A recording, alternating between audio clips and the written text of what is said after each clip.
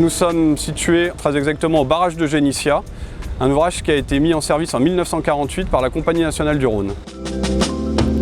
Nous sommes ici pour réaliser un dragage d'environ 25 000 m3 au pied du barrage. Les sédiments sont extraits avec une benne preneuse, remontés en surface, mis en place dans une barge qui va parcourir 1,3 km pour aller restituer les matériaux dans la retenue.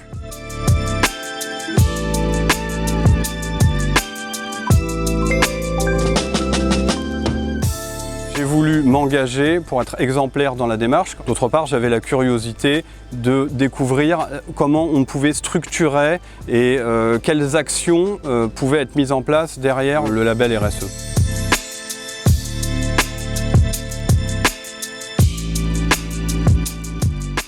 Le label a été très structurant pour nous. On est sorti du contexte Vinci pour travailler en local sur nos actions. On a eu un audit qui a été très instructif puisque nous avons été certifiés en mode avancé du label. C'est pour nous une fierté. Ça nous motive à aller encore plus loin et ça fédère surtout toute l'entreprise. Moi je trouve que la RSE c'est un peu comme les résolutions de début d'année. Vous annoncez partout sur les réseaux sociaux, vous faites de la RSE, faut s'y tenir et c'est ce qu'on essaye de faire.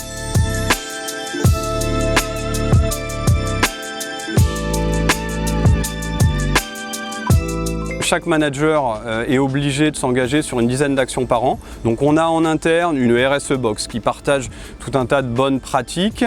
Nous avons une communauté RSE. On est en général ancré autour de nos chantiers pour participer à la dynamisation du tissu économique en faisant travailler des prestataires locaux.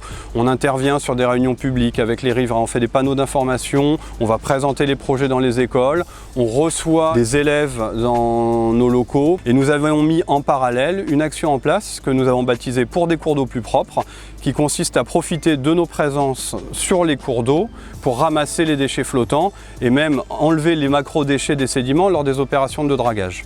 Ces sédiments sont mis dans des big bags, massifiés, mis sur les bords de la rivière pour qu'ils puissent être vus par les riverains et ensuite ils sont envoyés dans des centres de revalorisation, donc ils sont triés et évidemment revalorisés.